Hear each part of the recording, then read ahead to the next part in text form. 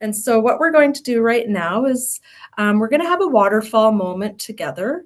And if you haven't participated in a waterfall moment online, what we're going to do is you're going to see the chat button at the bottom of your screen. And you're going to type your name, your role, and where home is for you. And before you press the little arrow to send your introduction, we're going to wait, and we're all going to do that at the exact same time. And so we're going to see the chat kind of emulate a waterfall of introductions. So if everyone can take a moment right now to type their name, their role, and where home is for you. And then when I say send, we'll all send at the same time. So yeah, it looks like we have people from across this beautiful province, and we really welcome you here today, and we'll hold you in our hearts as we introduce Wildrose School Division. And thank you for joining us from wherever you call home, and wherever you are today within your roles in Indigenous education. So I just wanted to very briefly share the story of this work and how the webinars came about and have been offered. And I would just ask Rogan if you wouldn't mind putting a link to this document in the chat for people. So in the spring of 2022, the Cass First Nations, Métis and Inuit Action Committee began exploring the role of culture and ceremony at the Cass First Nations, Métis and Inuit Education Gathering. And this really led to recognizing the need for shared understanding of cultural protocols that acknowledge and honor the rich diversity of Indigenous peoples in Alberta. So members of the Action Committee continued that conversation into the 2022-23 year. And they really emphasized that building understanding about cultural protocol must be rooted in respectful relationships with local Indigenous communities and peoples, and extend beyond the Cass gathering to all of Cass. So in the spring of 2024, Cass launched a survey called Sharing Our Learning About Cultural Protocol to Strengthen Relationships for Student Success. And it was an invitation to superintendents throughout the province to share their school authorities' learning stories, practices, relationships, and areas for growth related to cultural protocol. And 40 school authorities from across the province responded thoughtfully and with great care. And this document synthesizes their learning and guidance, and also informed the development of the Cultural Protocol webinar series. And this is the third in a series of 3. And I am just so delighted to be able to welcome the Wildrose team, Billy Joe Grant and Elder Alice, to introduce themselves and share their story with you. All right. Do you want to say more about yourself and what you do? What did you say about me? Cree Métis, educator. Yeah, Cree Métis, and I've always considered Rocky Mountain House my home. I was born I guess I was started here, born in Red Deer, and we lived in Rocky Mountain House until I was about 5, and then returned again when I was 14 in Rocky, and met my husband here. Awesome. And had 2 children here in Rocky. So yeah, Rocky has always been my home. So I have come back. I was only an hour away, but I'm back here. Thank you. Beautiful. And I'm Billy Joe Grant, a ridiculously proud Métis woman, a citizen of the Otipemisiwak Métis government. My family roots are Fraser, Pruden, Kootaroy, Flat, mercredi, roots in Fort Chip, and my dad is a Pruden from northern Saskatchewan. So both my parents are Métis. And I was really excited to move to Rocky Mountain House 18 months ago to accept the role of Director of Indigenous Education. And I'll talk a little bit more about that as we go on. So very happy that Crystal is here hosting. She is also an important part of our Indigenous education team here in Rocky. And as much as I keep saying Rocky, we actually have schools in Drayton, Breton, Caroline, Leslieville, places I have never heard of, and I grew up in Alberta. Okay. So I'm learning a lot as well. Crystal, did you want to say anything? No, I think I introduced myself. But yeah, I'm here in Rocky Mountain House, and I really love this picture that you picked. Working with some elders, and we have other team members as well that aren't with us today. Faith Armson, and you'll see Melissa in there, and this is another elder that is dear to our hearts in the pictures. Linda, who is Alice's sister. Yeah, so I'm just really happy to be a part of this webinar today. So thank you. Usually I'm just helping host, so now I'm involved in a part of the content as well. So I also, again, want to thank Alice for opening with the Cree prayer before we turned the webinar on today. So thank you for being here with us, Alice. Thank you. So these words we receive with respect and responsibility. And that's a big part about what we're going to talk about today, because relationship is where protocol begins, but it's not where protocol ends.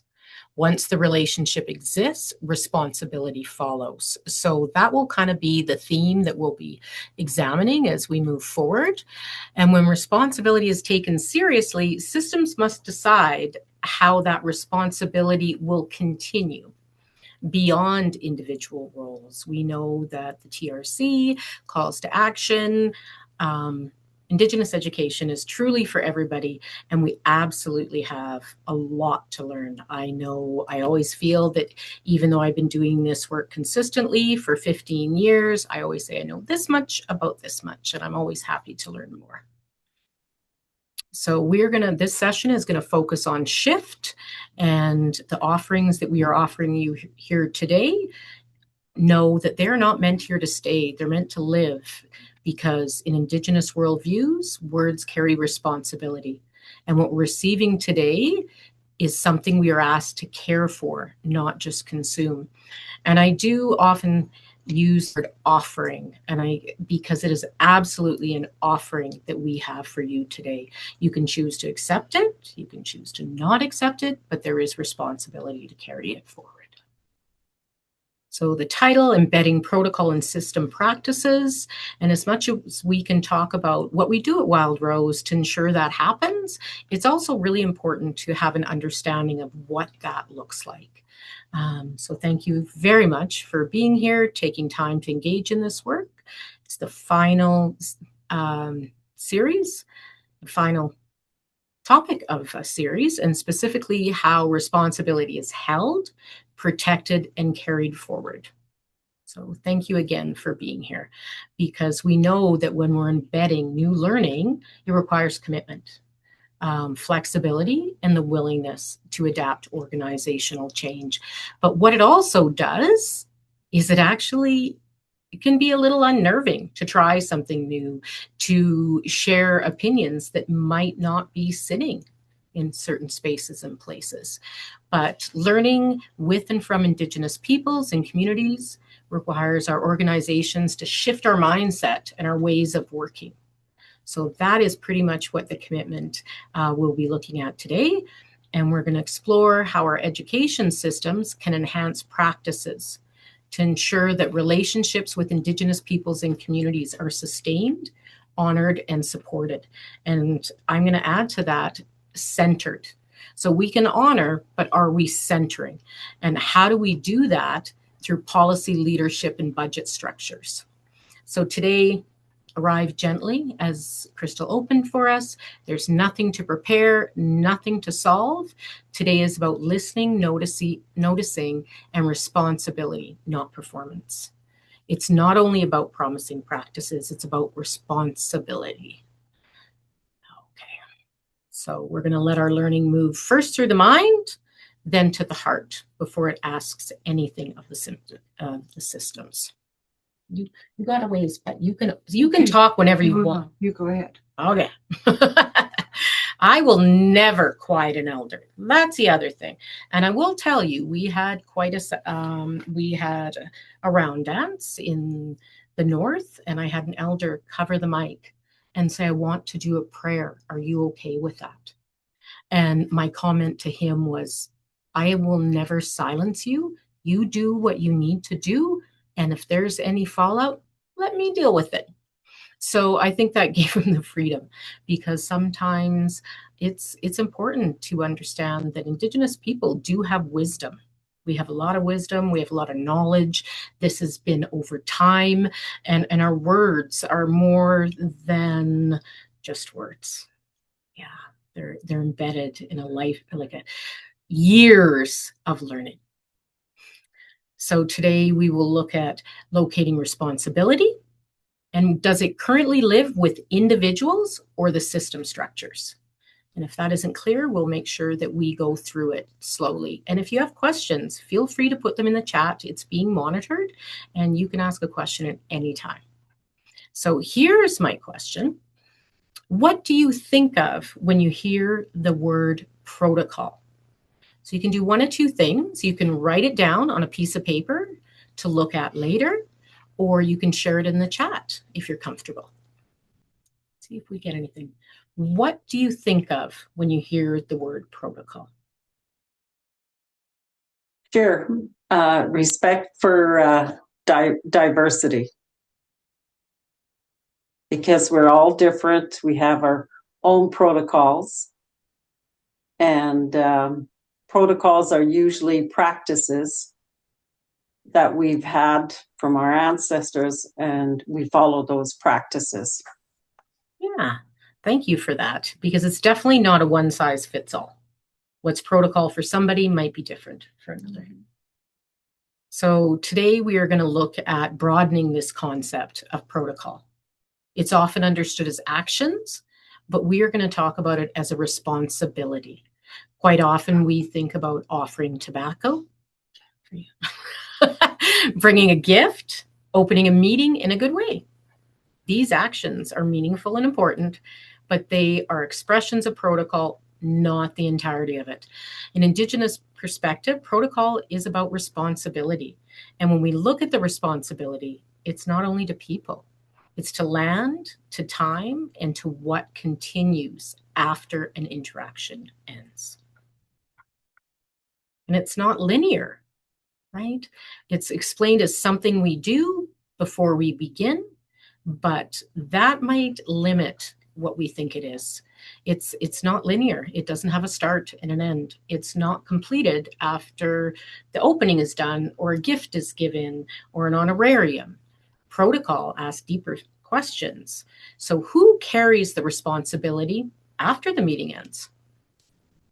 Who remains accountable when outcomes are unclear or incomplete? Protocol lives in those answers. So what happens after? After protocol is given, it is accepted. It's a relational responsibility. So what does that look like in your division? And quite often it will rest in individuals.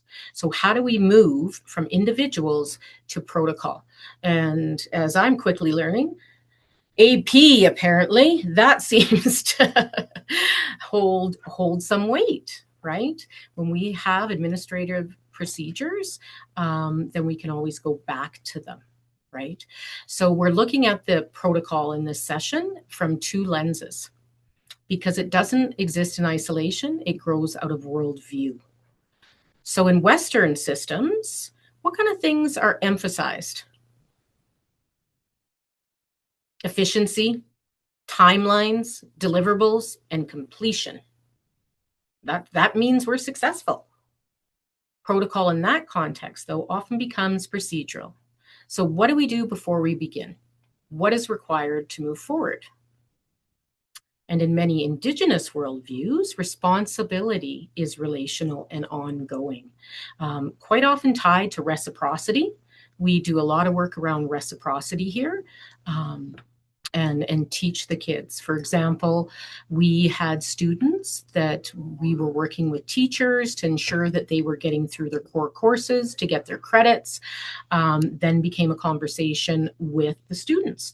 And I've received some incredible feedback from teachers saying, we're so excited you got, and I said, I didn't do anything. I said, the kids picked out the gifts and they got to give them to the teachers who went above and beyond to get them through those courses. And that is the part about reciprocity, that I don't just take, I'm giving back. And how am I giving back? And the kids were over the moon to share with teachers. And, part of that was a conversation that we said, you know what? Teachers added me to their Google Classroom when I asked. That is a risk taking. That was uncomfortable for some people, but they saw it as supporting students and they did it. So honoring that people are stepping outside of a box and trying something new is really important, because relationship does not end when the task is complete. Those teachers will remember that. They have pansies on their desks from 1, 2, 3 students. And they said they look at them every day and feel that they have been respected. So protocol, when we talk about, it's not a single moment or a gesture. It's not just me offering tobacco and then a gift and an honorarium. It's about how the responsibility is carried before, during, and long after an interaction, project, or decision. And this is why protocol can feel misunderstood in systems. When a system is designed around completion, it often assumes responsibility ends once the work is done. When responsibility is relational, it asks, who remains accountable when the outcomes are incomplete? Who carries the relationship when leadership changes? Who holds responsibility when impacts emerge later? This is not about one world view being right or wrong. It's about recognizing that systems reflect worldview, and worldview shapes how responsibility is understood, embedded, or avoided. This is the tension we're sitting with today, not at the level of belief, but at the level of system design. So if we're looking at the system, that becomes a different conversation. I'm really proud of our division. We have been working with Dr. Farha Sharif from the University of Alberta, and the board made a commitment towards anti-racism. Anti-racism in general, not just in relation to Indigenous education. Our team does offer sessions on that. We do a lot of professional learning. And one of the things we've started doing is doing professional learning in the classroom. And that works out beautifully because the students are there and the students ask the questions that sometimes the teachers are uncomfortable answering. And there's lots of examples of those, but I don't know if we have time for that. But it's great because you can see where the information's coming from and where the students are. So that's been right from, we did a whole school on values based around Leah Dorian's Giving Tree book. And then we've also done it at a high school in relation to genocide and wrapping up a unit. But I will say when we did it, the teacher, again, so brave. I said, can I send your students a survey and they can tell me what they know? And he's like, yeah, absolutely. Well, they thought policies of assimilation were residential schools and the Indian Act. We went over 14 that are still making an impact today. And the kids looked down and they were matching and they're going, this is Canada? I didn't know this. And some of us as adults feel the same way. We're hearing of a history that was not taught in our schools. But we know that when we know more, we do better. Okay, so It's common in Indigenous ways of knowing, being, and doing that we share stories. Stories teach. So I've asked Diane and Crystal to help me with this, and then we're going to talk about it. And remembering, this is from a system point. It isn't a moral failing. It's from a system perspective. And you'll see the little pictures of bridges throughout, and that was to introduce this story. The bridge. There was a school system that needed a bridge. A river ran through its territory, wide, powerful, and changing with the seasons. For generations, it had been a crossing place. Moose moved there, medicines grew nearby. People paused before crossing, acknowledging the water and asking for safe passage. The system had good intentions. The bridge would help students and families. It would reduce risk. It would improve access. So the system did what systems do. Plans were approved, budgets were allocated, policies were followed, timelines were met. The bridge was built efficiently and on schedule. From a system perspective, it was a success. But when the bridge opened, something felt wrong. Community members didn't cross. Elders stood at a distance. Some people continued to cross the river elsewhere, as they always had. The system was confused. We helped, they said. We did what was required. Eventually, a different question was asked, not what went wrong, but who was missing from the process. An elder explained that place was more than a crossing. It was a relationship. The river had not been acknowledged. The land had not been asked. The responsibilities that come after building had not been considered. The system had asked for advice, but had not entered into relationship. What was needed was not consultation, but shared responsibility.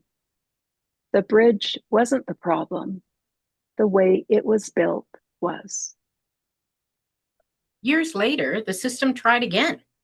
This time, before any plans were drawn, they sat by the river. They listened. They learned where not to build, when not to disturb, and what responsibilities would continue long after the structure was complete. The second bridge took longer. It cost more. It required flexibility. But this time, people crossed it. And when leadership changed, the responsibility didn't disappear because it lived with more than one person. It lived in relationship, and it lived in shared understanding. It lived in how the system chose to remember. So I'll let you sit with that for a minute. And the question is, where have we asked for advice but not entered into relationship? The first bridge. Did you want to say anything about that before we move on? I just finished the story. Okay. So the first bridge from a system perspective, what made the first bridge a success from a system perspective? It had good intentions, followed policy, budget was approved, met timelines, success. I'm not asking what the system did wrong. I'm asking for something more specific. At this point in the story, what responsibility does the system believe is complete?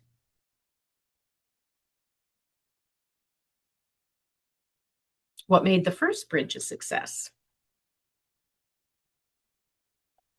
And that's a question for the group, and you can put it in the chat. You can unmute. But what made it successful? You might have more to say on the second one. Also notice what does not show up. Relationship, responsibility, continuity.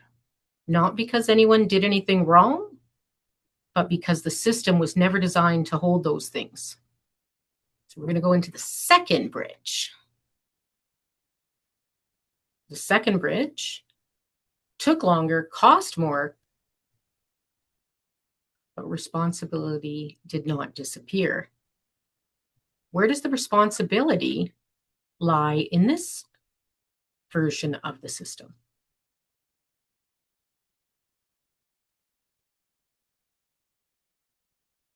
And this is important too. So understanding. So we're doing is looking at two worldviews that we talked about before. So the second bridge, where do we see that as successful in comparison? And if you want to compare worldviews, that works too.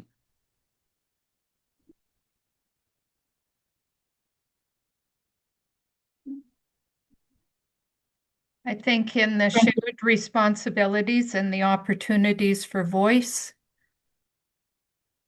Beautiful.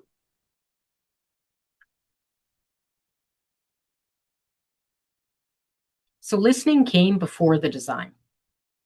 Relationship came before action, and responsibility continued after completion. Leadership change did not erase the obligation. The second bridge took longer, cost more, but the responsibility did not disappear because it lived in the system. So as we think about the second bridge, where does the responsibility live in this version?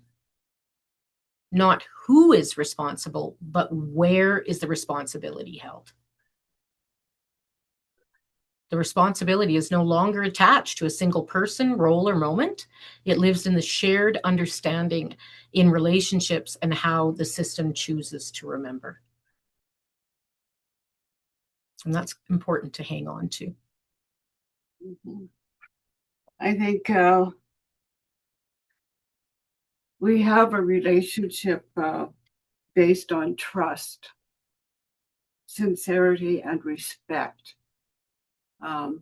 When we consult and we have protocol and we acknowledge the water and the land is the very first thing that we do. As Indigenous people, it's important. This is the most important part because we come from the earth. We have that responsibility to water. We have the responsibility of maintaining that bridge. And how do we do that? Is by shared relationships. That relationship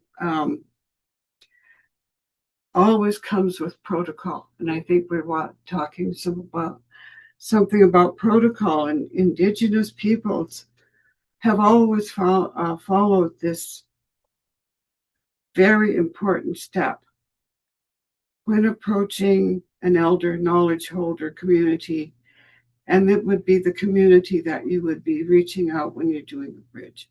And I know that when you show that respect and honor the people that are coming to help. Now this is like reciprocity. Yeah.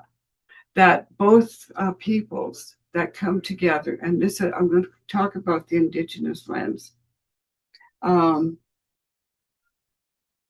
When this bridge was built, or any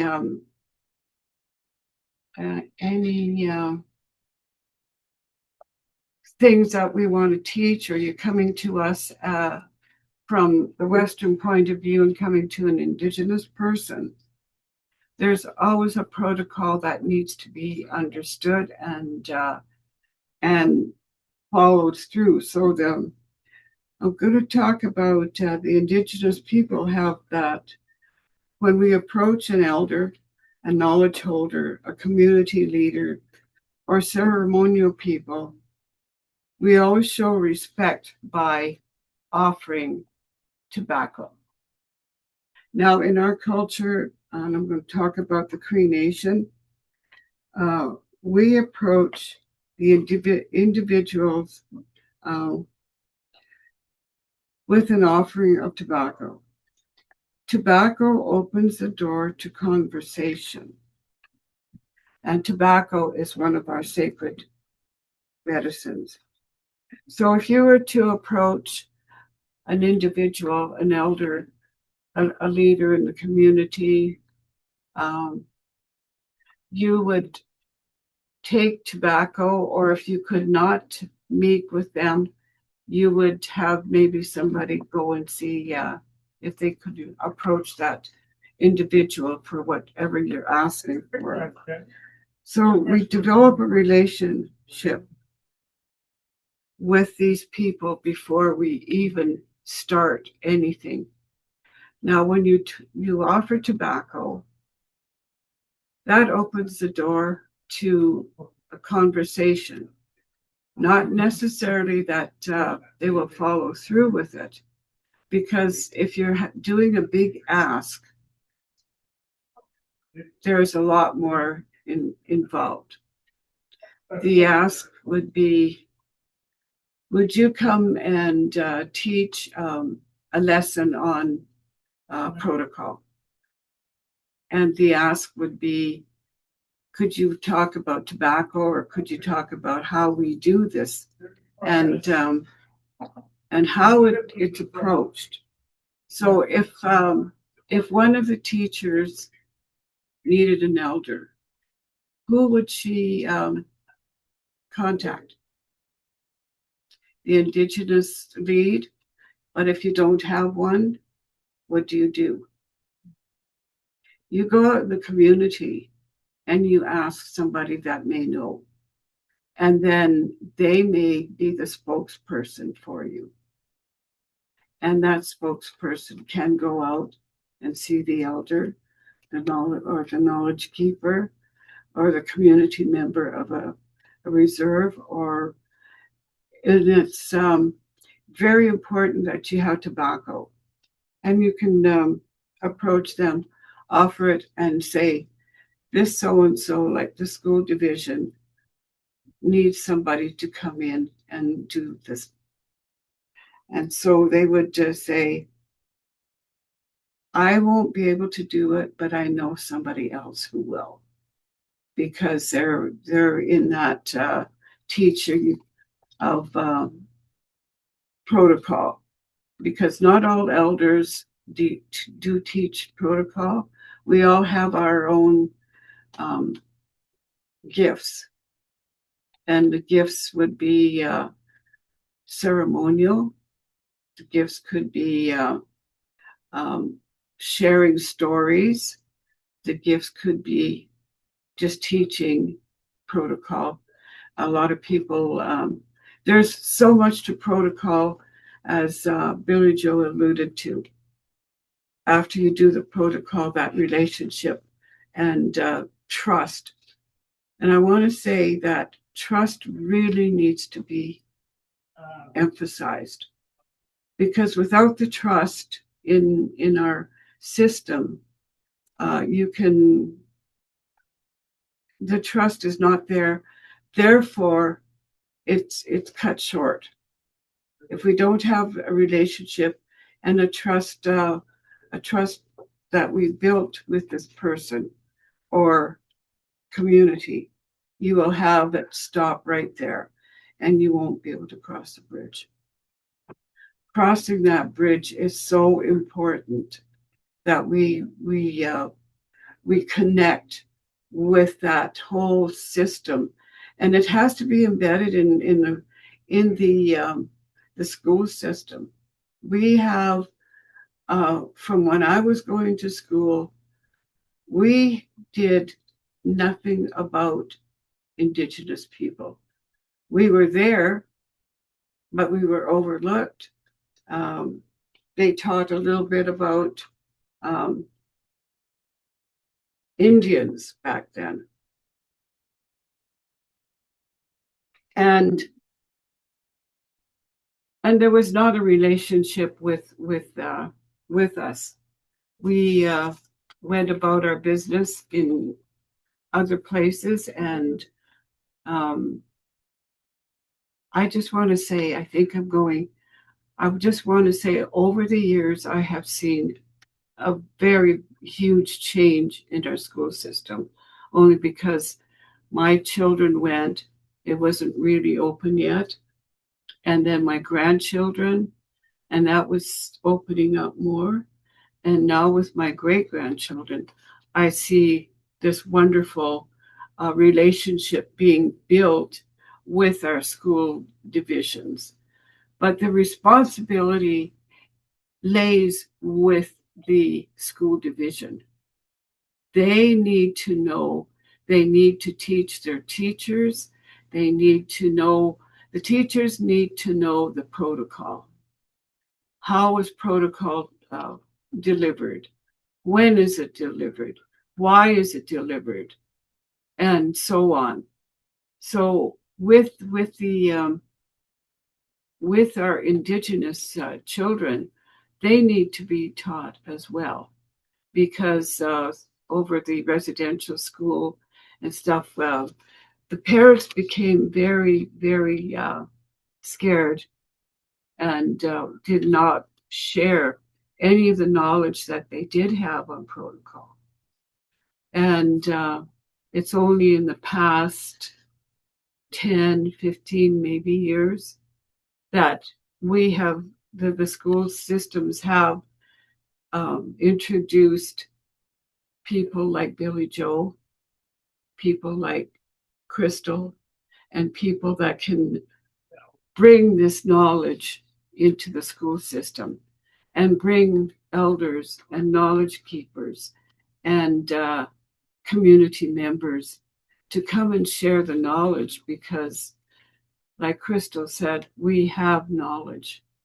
We have it. We have so much there that it needs to be shared. We need to get this information out. And as a person that has been involved with the school system, there are gaps. And these gaps, these ladies are trying to fill. And all of the other Indigenous leads in all the other systems. But it still needs a lot of work and a lot of helping and sharing and believing what we know is valid. The relationship that we have and we can build is valid, and it would be just so wonderful to have protocol being just as every day, because it lives in your heart.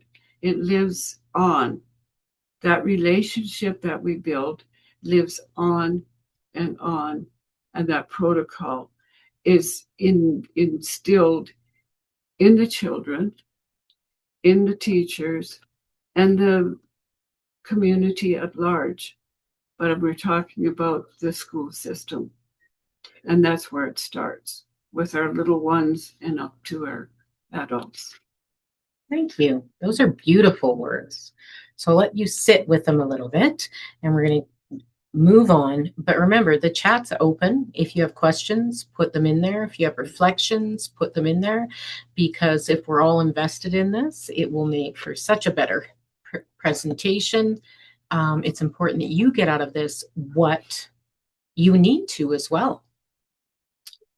So this story, the bridge wasn't the problem. The way responsibility was understood was. So as we move forward, I want you to think about, what does your system define as success, and what responsibilities are assumed to be complete when that success is declared. Some of our reporting measures might reflect that as well. Whether students identify as Indigenous, we look at that as a means of success. And we also look at graduation rates as success. Are there other things that we could be looking at? So system responsibility. So goodwill starts the work. Absolutely. But systems can sustain it. So we know that there is provincial Indigenous education funding.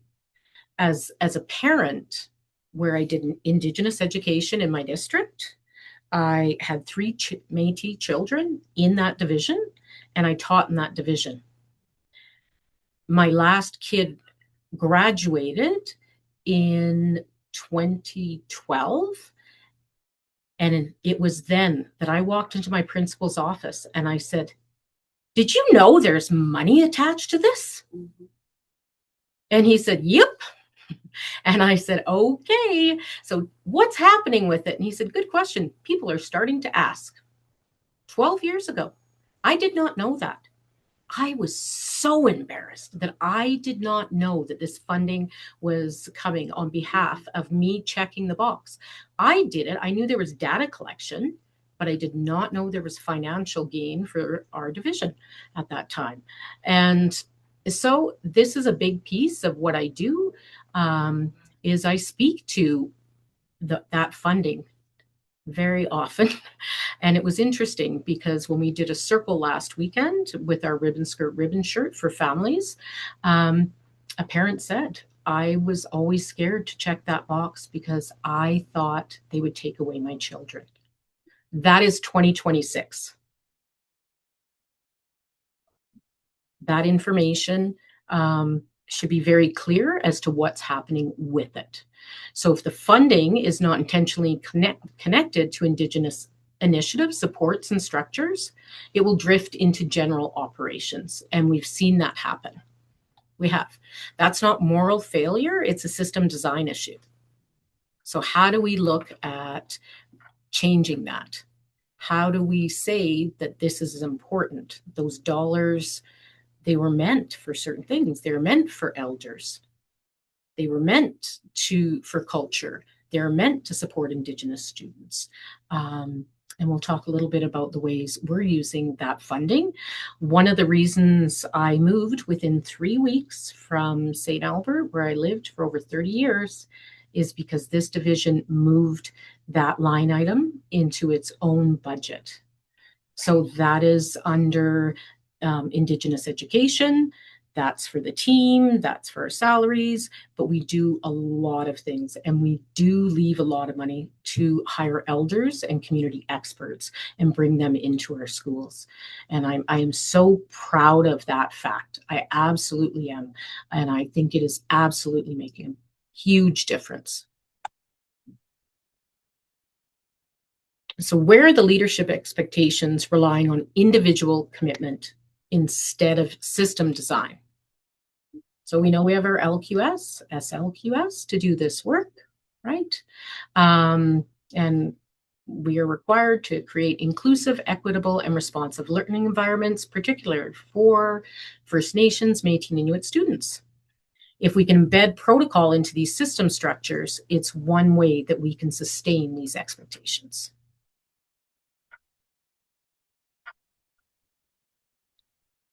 So funding follows intention. Systems protect what they plan for. Absolutely. We are seeing a lot of impact on the work we've done in the last 4 years in this division. So it's not the access to the funding, but it's a clarity of responsibility. The other piece that I'm really proud of is we have a fully Indigenous team, which sounds simple. Like it sounds like it's simple to have that. Not necessarily. And sometimes we run 2, 3, 4 times as hard because we don't have staff, but we will stick with our integrity as to what we want to see on our team. So one of the goals that we have is Indigenous education every day. And I would say the leads and the supports that we have out there, it's absolutely beautiful. And what I would say is, although it kind of started just kind of, we'd say it Indigenous education every day. Now we had a student present at Howell in Kananaskis, and that's what he spoke about, that this needs to happen every day. We've heard teachers talk like that. We've heard leaders talk like that. And even using that language is beautiful. For example, one of the high schools has shared their outcomes with us that they're working on, and the team dove in dove in to say, this is what an Indigenous worldview would look like. These are activities. These are supports that we can provide you. And then it kind of got quiet. I'm not going to lie. I feel like some people challenged us a little bit. And I smile when I think about Crystal's notes when they were asking about quadratic equations and thinking, well, how am I going to do this? Like, how are you going to do this, Indigenous team? And she went to town talking about Inuit sun goggles. She went to town talking about runners and teepees, runners as in on a sled. So it was absolutely beautiful, and just that team effort. So it's not one person, even in our team, that holds all this. It is all of us every day. So how does this practice survive a change in leadership? I'm not even sure it would yet. To be honest, we're still working on things. We have our aunties and uncles in training as ongoing relational land-based learning. We are looking at expanding that into the north, and it's called Living Wokotowin.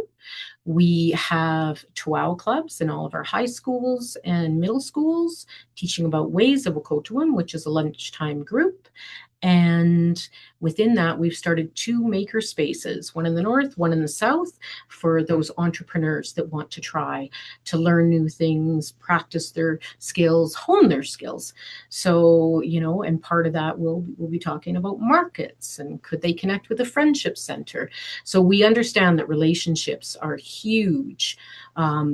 One of the things that we have done recently is partnered with the Friendship Center. And I'm so proud to say that every Indigenous student within our division has access to tutoring through EduLearn. And the reason we chose them is they have certified teachers, there's accountability, they have their vulnerable sector checks, and they have insurance. So we work on those kind of things. Where is this needed? And sometimes it changes. And our engagement with elders, we have a budget line item, and it's quite healthy, that is for elders and knowledge keepers, because we understand the importance. So I'm going to show you a quick little video here. And this was last year, what Indigenous education every day looks like. And I'd love for you to look at the faces of the kids, especially the kids that are out on the land.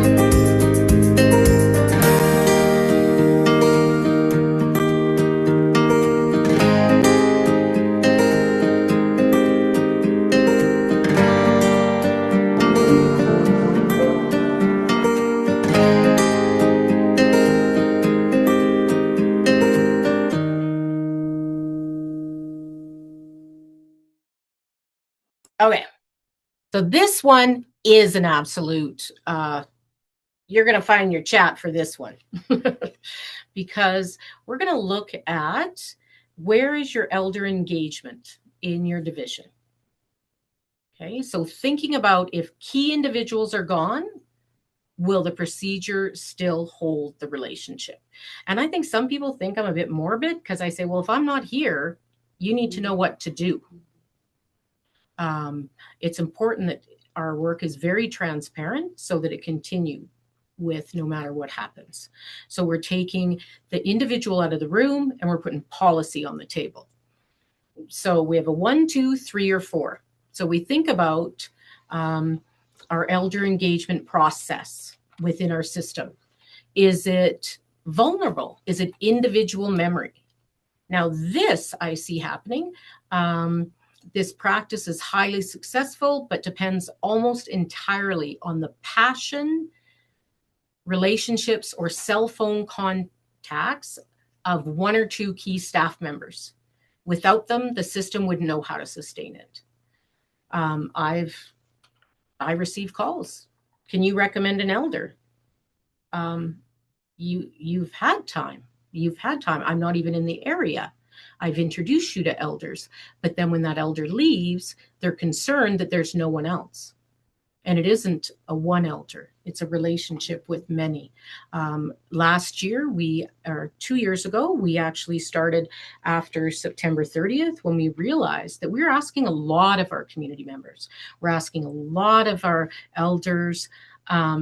So we actually do a brunch after, a celebration lunch, an appreciation brunch, where we bring everyone into one room and we serve them and we listen to them. And it is just connection. We're not asking anything of them except for them to have a nice meal with us and spend some time with us. Emergent situational memory. The system supports the practice and provides a budget, but the how-to and the deep relational trust haven't been documented or embedded in our standard operating procedures yet. Structural, institutional memory. This practice is written in our administration procedures, our APs, and multi-year plans. It has a dedicated budget line and a clear process that survives staff turnover. And then system memory. This practice is part of our organizational DNA. It is so deeply integrated into our culture, leadership expectations, and financial structures that it would be harder for the system to stop doing it than to continue. And you may have elements of all of this. I would absolutely say we do. I think we're doing, we're working on the APs into our plans. We have dedicated budget lines.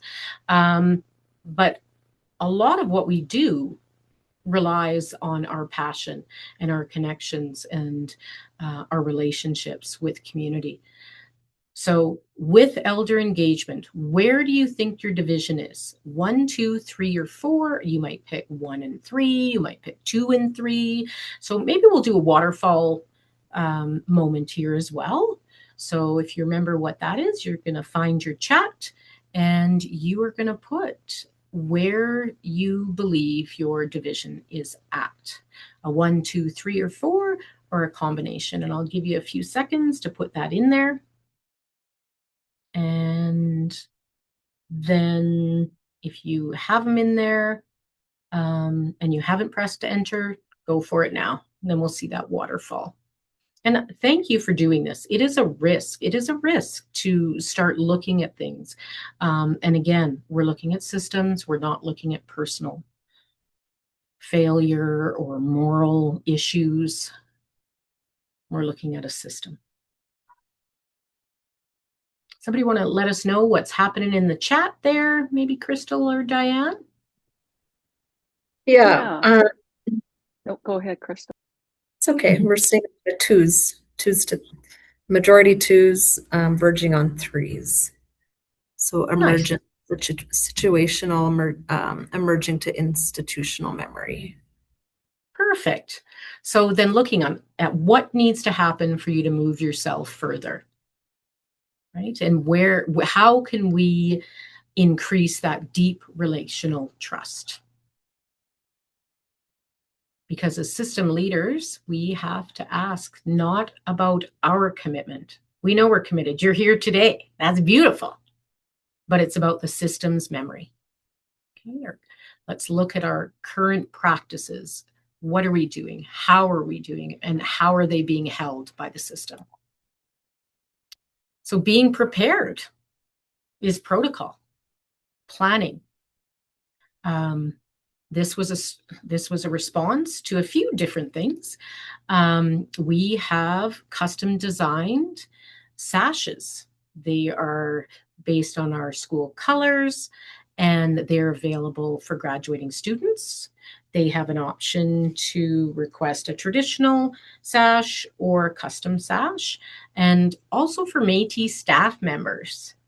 And anybody understand why that is super important? CAS and ATA have done several studies, and I believe Crystal may have been part of it. I know I was, and we talk about what it's like for us working in a school divisions, what it's like being in leadership in school divisions. And so that was a response to find out, do we have Métis staff members? Because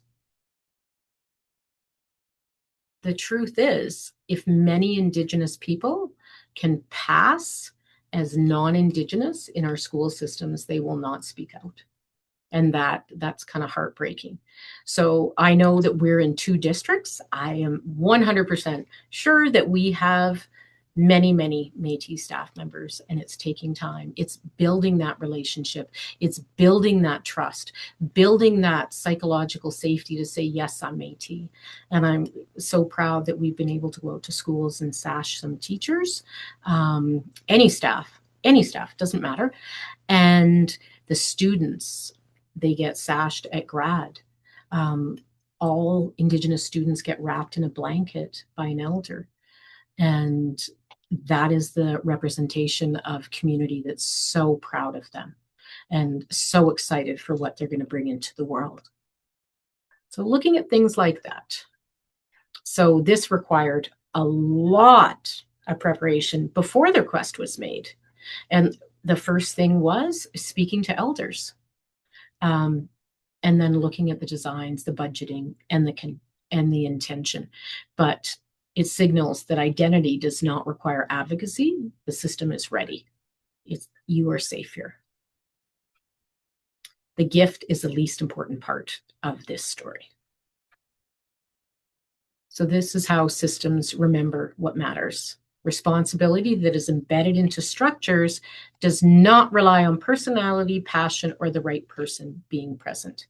And what you're seeing here is a lot of our admin meetings, we open with Indigenous games that are meant to build community. So there's our connection, and what the game that they're playing here. I love Jen there. They're playing an Inuit tie-up game that was used for conflict resolution. Did you have something you want to say? No, Okay. I think that game is funny. It is.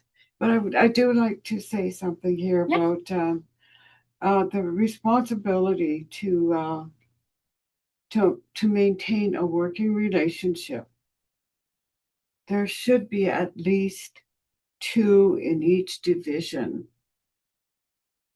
that know the protocol of how to get individuals like elders and so on, that recommend that the system be part of your education protocol. Responsibility to have all to know of what is, how, when, why approach, and respectful to the teachings. So if you're respectful, I would like to see 2 people in each division to pass and know what to do. Like you were saying, if you move on or somebody else moves on, we need another person to know. So it should be taught to the teachers, to whomever will take that responsibility. But I think the responsibility lives in all. Yeah, absolutely. And creating those safe places to learn is also really important. So where could responsibility move from an individual into a structure? It's not about fixing everything. It's about identifying one place where protocol could be protected, so the work does not disappear when leadership changes. Wow, you spoke beautifully to that right away. I love that. Thank you. So Protocol is what we carry forward. And when we go back to the bridge, the system believed responsibility ended when the structure was complete. From its perspective, the work was done. In the second bridge, the responsibility did not end with completion. It lived in relationship. It lived in shared understanding. It lived in what the system chose to remember and protect over time. So today we've explored three things. First, where protocol currently lives. For many systems, it still lives in moments, openings, gestures, events, rather than structures. You see how we move to Indigenous education every day. It's more than September 30th. It's more than Métis Week. Second, how responsibility shifts. We saw how easily responsibility can rest on individuals, goodwill, or passion, and how fragile that becomes when people leave roles. And third, how systems carry responsibility forward through leadership expectations, policy, budgeting decisions, and intentional design. Responsibility can move from individuals into systems where it belongs. So we absolutely have a lot of work to do, but 100% it is so worth it. So here's your commitment moving forward. One quiet commitment, not a new initiative, not a public declaration, but think of one place where responsibility could move from an individual into a structure. Because when responsibility is embedded, it survives leadership change. And when it survives change, relationship is honored. And that is what the second bridge teaches us. And I think I am done. You will hear from Alice in a bit, but I'm going to turn it over to you, Diane. Hi, Kinanascompton. So appreciative of your teachings and your guidance today. And just as we're moving on, I simply wanted to say that the webinar has been recorded, and the last two as well. And we'll have a learning guide for each that will be part of the CAS resource, the CAS resources on the CAS website. And that we'll also send an email to those who participated in the webinar as a follow-up, also highlighting some other resources that are available. And I know, Billy Joe, you created a beautiful synthesis summary document of today's webinar. And I think if you'd like to include the link in the chat, that's one way we could share it. So please feel free to do so. We can also include that when we email everyone. So, and we can do both. And I'm wondering then, we'd like to take time to really express gratitude and honor knowledge that has been shared today. And I'm not able to click, and I'm just wondering if you can forward the slide. And I think something that you spoke about today, and something that I've been learning over time, and I continue to learn each day, is that the way that we honor knowledge and express gratitude matters deeply, and that it's done in relationship. And I think you put a great deal of time and effort into what you shared today. And Elder Alice, and you made an effort to come today. And I know you had to borrow a pair of Billy Joe's glasses, and it was an effort to find your way into that space. And we're just so appreciative of all that you have shared. And so I just wanted to invite Crystal to speak to a gift that we would like to offer. In Anaskimotin, thank you, Billy Joe and Alice. And I feel much gratitude being a part of the Wild Rose School Division Indigenous Education team as well. And one of our other Indigenous Education team members, Faith Armson, who's also a traditional artist, Faith has been harvesting wolf willow in the area ethically and with care in this area.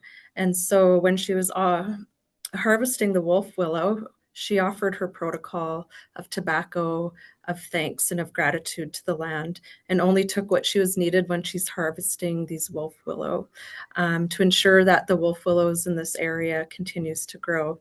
And so Faith has expressed that many Métis people, such as herself, wolf willow is a medicine. It's our relative. It's connected to healing, protection in our relationship with each other and the land. It reminds us to move gently with respect, reciprocity, and gratitude for the gifts the land shares with us. And so Faith has graciously made gifts for all of the participants and the districts who have been sharing their journey in Indigenous education through these webinars. And so Alice and Billy Joe, you'll be receiving a beautiful handmade gift from Faith and from on behalf of Cass and Diane and myself for taking the time to share across the province and the districts the good work that we're doing here with Wild Rose School Division. And again, Alice, we thank you for being here and for taking the time to support us and our team in the work that we're doing. And we're very, very happy that you're here within the Rocky Mountain House area and you've moved back to your home so that we could spend more time visiting together as well. And so just see if I can hold it up. So Faith handmade these beautiful bracelets with wolf willow and love and intention. And so hi, thank you again to the participants as well for spending time at the end of their workday with us. And much gratitude to you all from my heart to yours. And I work closely with Jason Big Charles, and he has taught me that for him, Ginanas Compton means that my spirit is full from the exchange we just had. And so I would like to express that to all of you. And with that, hand it back over to Billy Joe and Elder Alice as we close. So Elder Alice is going to close our circle, and that will be our final words. And consider being the change, because we want to return to what we've learned, back to responsibility, and relationship doesn't end with understanding. So Elder Alice will open that, and I will tell you something else that's beautiful. If you have a relationship, she will absolutely forgive you. When my protocol was sitting next to me and I hadn't offered it because a lot of things happened today. But see, thank you for doing this. So her gift and tobacco, she's not going to hold that against me, right? She understands my humility and my humanness. So I appreciate that. And you can close the circle however you like. All right.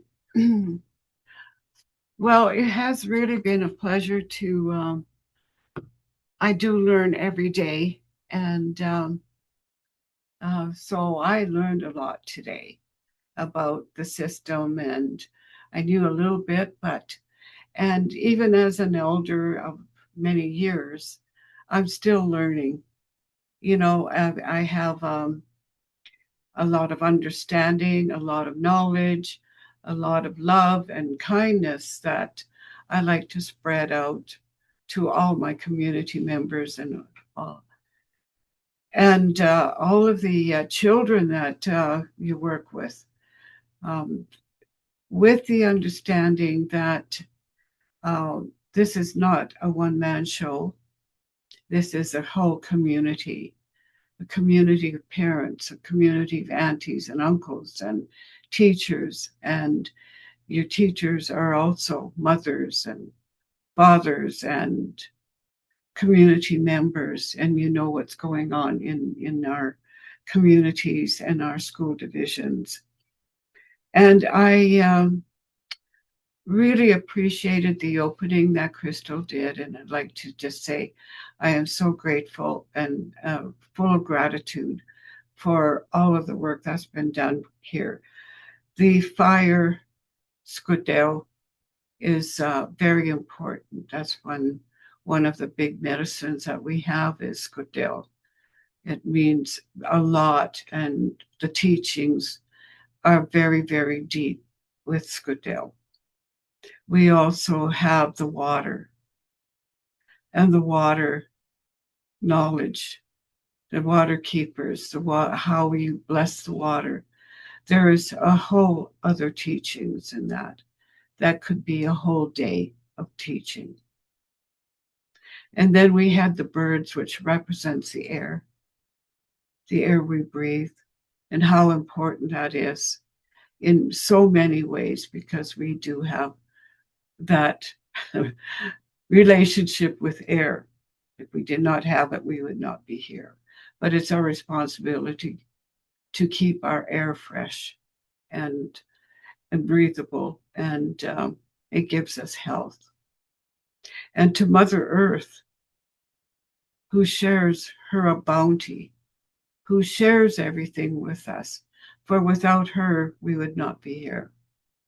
So it's a respect that we have for that, those things that we need as we go forward on the Sweetgrass Trail of learning and appreciating, but also honoring Mother Earth and all that she provides.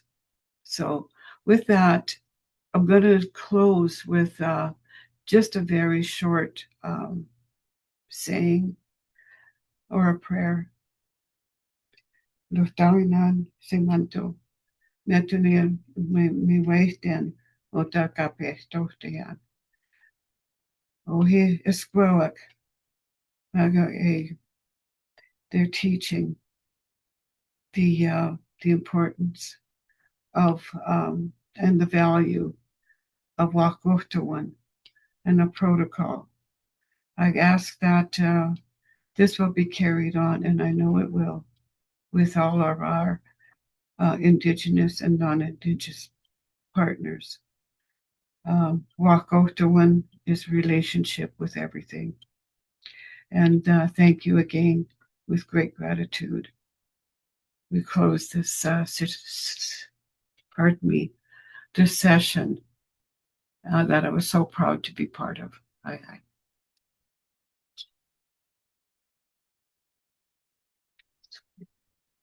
Thank you for that beautiful closing, Alice. That much appreciated, and lots of love to you on the other side of the screen, and to everyone.